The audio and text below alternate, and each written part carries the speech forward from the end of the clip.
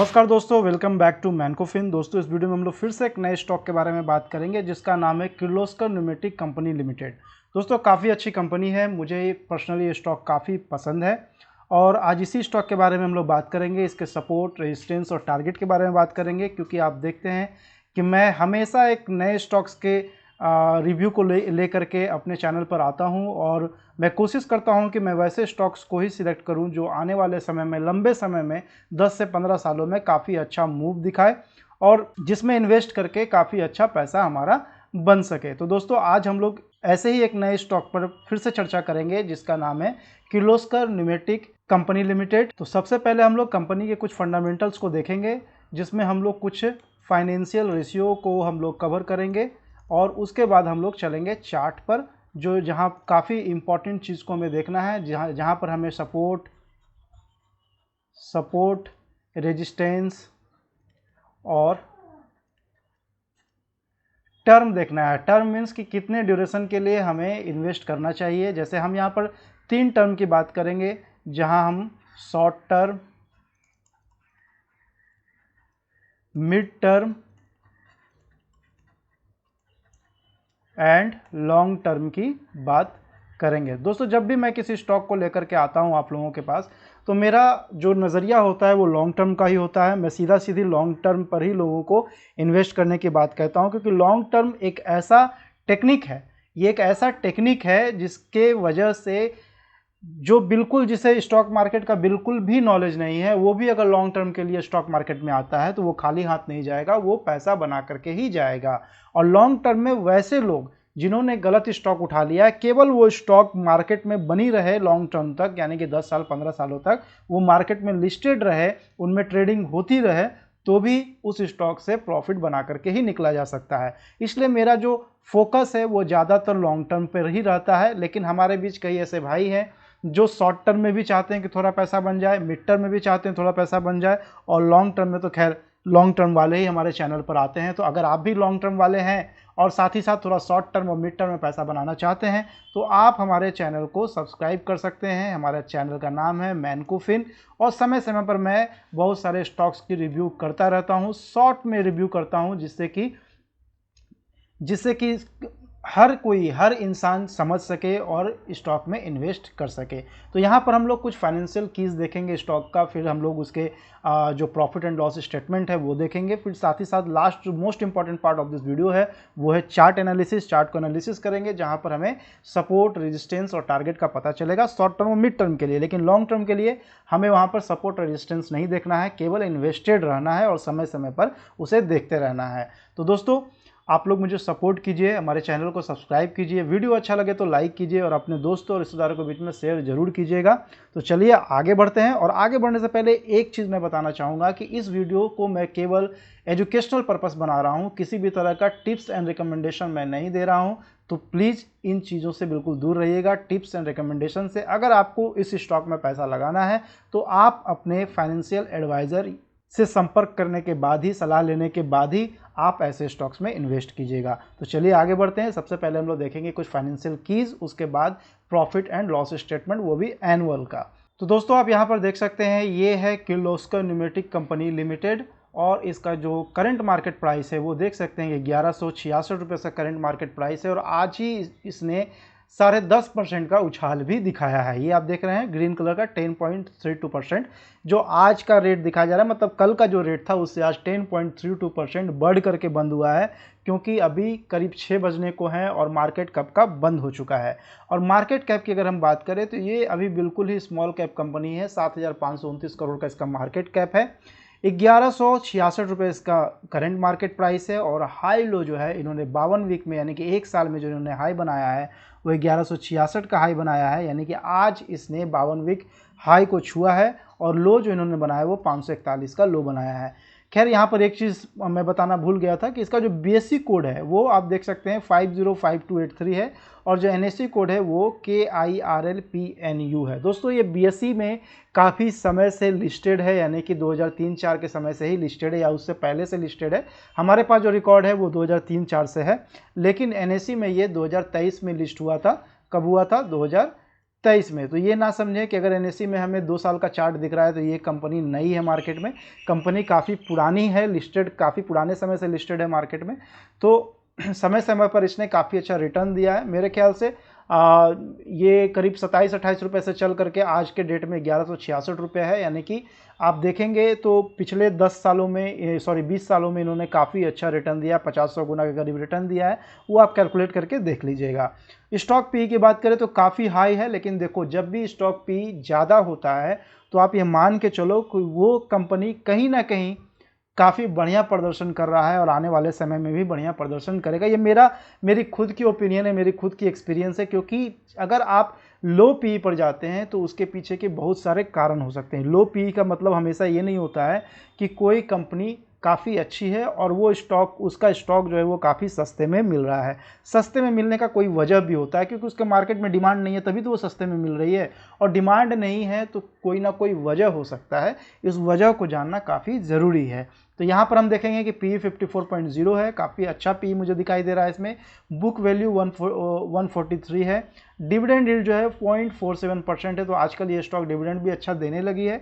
तो यहाँ पर हमें डिविडेंड यील्ड भी जो है 0.47% देखने को मिल रहा है। अगर आरओसी की बात करें तो जो लोगों की डिमांड रहती है कि आरओसी और आरओई जो है वो एफडी से ज़्यादा होना चाहिए, तो यहाँ पर काफ़ी ज़्यादा है। और आरओई भी आप देख सकते हैं 16.2% की आरओई यहाँ पर मिल रही है, जो इस कंपनी के लिए काफ़ी अच्छी बात है। फेस वैल्यू की अगर हम बात करें तो मात्र 2 रुपये है। प्राइस टू बुक वैल्यू की अगर हम देखें तो 8.16 है। और वहीं पर प्रमोटर्स की होल्डिंग थोड़ी कम है, तो बिल्कुल घबराने की ज़रूरत नहीं है। अगर प्रमोटर को पैसे की ज़रूरत है तो जाहिर सी बात है कि वो अपनी होल्डिंग बेच सकता है, लेकिन जिस तरह से कंपनी की ग्रोथ हमने देखी है उस हिसाब से प्रमोटर काफ़ी अच्छा काम कर रहा है और प्रमोटर अपनी होल्डिंग आने वाले समय में बढ़ा भी सकता है।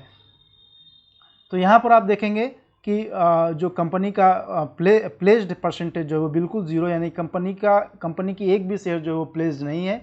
इंटरप्राइजेज वैल्यू की हम बात करें तो 7476 करोड़ इनका इंटरप्राइजेज वैल्यू है। डेप्ट इक्विटी अगर हम बात करें तो बिल्कुल ज़ीरो है, बिल्कुल डेप्ट फ्री कंपनी है। और यही कारण है कि इसका मार्केट कैप और इंटरप्राइजेज वैल्यू ऑलमोस्ट जो है वो सेम हमें यहाँ पर दिखाई दे रही है। अगर ओपीएम की हम बात करें, यानी कि ऑपरेटिंग प्रॉफिट मार्जिन की हम बात करें तो 15.3% है, और एनपीएम की हम बात करें तो 10.6% है। जो ये वाला जो चीज़ है ना, ये पर्सनली मुझे काफ़ी अच्छी लगती है इस कंपनी में, कि इन्होंने जो ऑपरेटिंग प्रॉफिट मार्जिन है और नेट प्रॉफिट मार्जिन है उसको इन्होंने काफ़ी मेंटेन कर रखा है। और नंबर ऑफ इक्विटी शेयर्स भी अगर आप देखेंगे तो सिंगल डिजिट में है, यानी कि 6.48 करोड़ का नंबर ऑफ इक्विटी शेयर्स है। तो दोस्तों ये था हमारा इस कंपनी का कुछ इंपॉर्टेंट फंडामेंटल रेशियो। इसके बिना किसी भी कंपनी में निवेश करना एक आम निवेशक के लिए काफ़ी खतरे की घंटी साबित हो सकती है। तो इन चीज़ों को देखना काफ़ी ज़रूरी है, इनके बिना किसी भी स्टॉक एनालिसिस करना थोड़ी बेवकूफ़ी हो सकती है। तो चलिए दोस्तों, अब हम लोग चलेंगे इसी स्टॉक के annual profit and loss statement को देखेंगे, जहां पर हमारा जो फोकस होगा वो ज़्यादातर सेल्स और उसके नेट प्रॉफिट पर होगा। तो चलिए चलते हैं annually profit and loss statement पर। तो दोस्तों ये हमारे सामने प्रॉफिट एंड लॉस स्टेटमेंट खुल गया है किर्लोस्कर न्यूमेटिक कंपनी लिमिटेड का। और यहाँ पर हम देख सकते हैं कि पहली वाली जो रो है वो सेल्स की है, ये आप देख सकते हैं। तो यहाँ पर 2013 से हमारे सामने डाटा उपलब्ध है और 2024 तक का डाटा हमारे पास मिला हुआ है। तो 549 करोड़ का इनका सेल्स हुआ करता था 2013 में, और 549 करोड़ से बढ़ करके आज 2024 में इनका सेल्स जो है वो 1323 करोड़ हो चुका है। तो करीब 10 सालों में इन्होंने अपने सेल्स को करीब 2.5-3 गुना बढ़ा दिया है, जो अपने आप में ये काफ़ी अच्छी बात है। कंपनी काफ़ी अच्छी काम कर रही है, अपने सेल्स को बढ़ा रही है। साथ ही साथ अगर एक्सपेंस भी देखें हम तो सेल्स के अकॉर्डिंग इनका एक्सपेंस भी बढ़ा है, जो 477 करोड़ से बढ़ करके 1120 करोड़ हो गया है। ऑपरेटिंग प्रॉफिट की हम बात करें तो ऑपरेटिंग प्रॉफिट जो सीधा जो प्रॉफिट होता है, जिसमें हमने ना ही सैलरी निकाल के रखी है, ना ही डेप्रिसिएशन निकाल करके रखी है, ना ही किसी तरह के खर्चे निकाल करके रखे हैं, केवल जो हमने सेल किया उसमें जो हमारा प्रोडक्शन में जो एक्सपेंस आया उसको काटने के बाद जो प्रॉफिट बचता है, वो जो अमाउंट बचता है उसे हम लोग ऑपरेटिंग प्रॉफिट कहते हैं। तो ये जो 72 करोड़ है ये करीब कभी 2013 में हुआ करता था और आज बढ़ करके ये जो है 202 करोड़ का हो गया है। करीब करीब 3 गुना का प्रॉफिट यहाँ पर इन्होंने जनरेट किया है, ऑपरेटिंग प्रॉफिट। अब हम अगर इसकी नेट प्रॉफिट की बात करें तो नेट प्रॉफिट जो यहाँ पर हम देख पा रहे हैं वो 47 करोड़ है, और 47 करोड़ जो है बढ़ करके 2024 में 133 करोड़ का हो गया।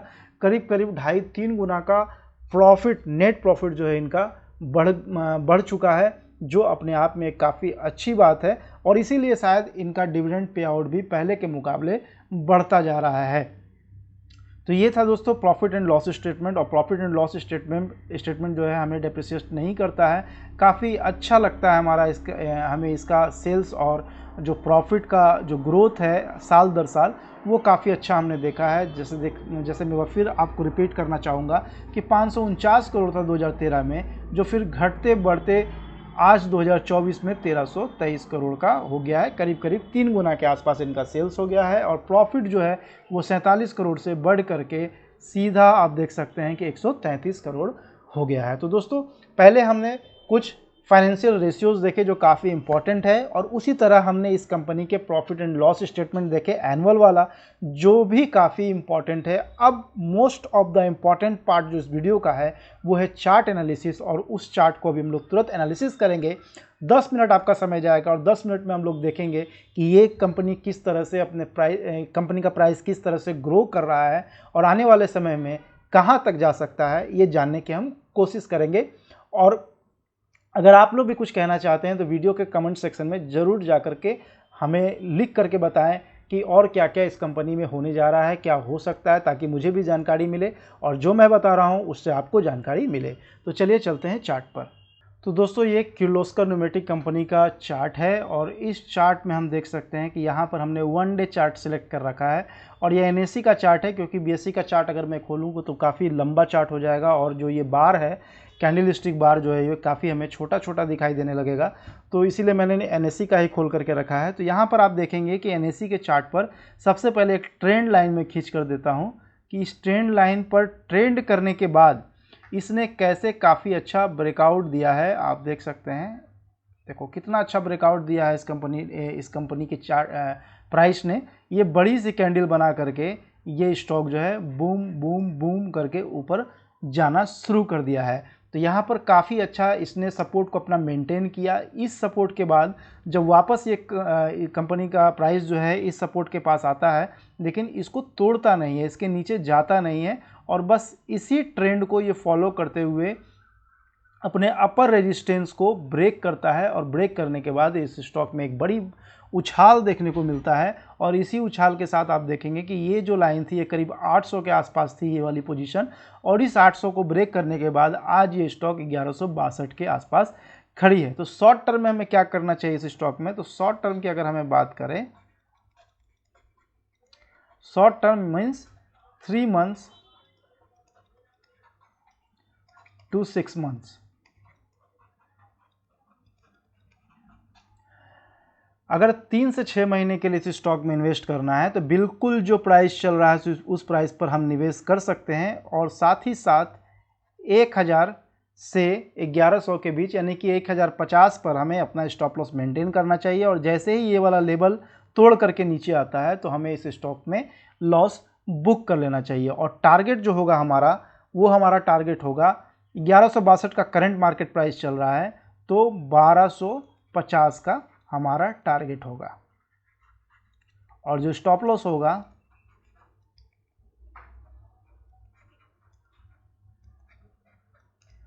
वो 1050 का होगा।